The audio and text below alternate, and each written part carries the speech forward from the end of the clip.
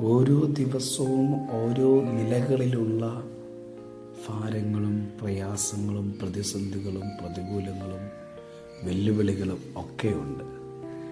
ജീവിതത്തിൽ ഒരു മനുഷ്യനെ സംബന്ധിച്ചിടത്തോളം ഏറ്റവും വലിയ കാര്യം ഏതൊരവസ്ഥയിലും ദൈവത്തിൽ ആശ്രയിക്കുക എന്നുള്ളതാണ്.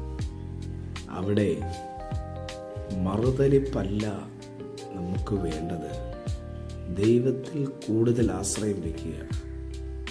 അതിന് ദൈവസ്നേഹം നമ്മെ വിട്ടുമാറരുത്.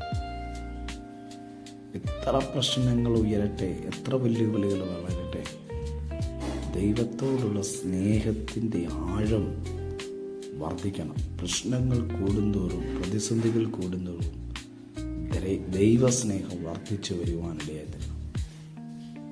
അങ്ങനെയെങ്കിൽ നമ്മൾ ഒരു പ്രശ്നങ്ങളിലും തകർന്നു പോകത്തില്ല, നമുക്ക് ജയമുണ്ടാകുവാനിടയായിത്തീരും.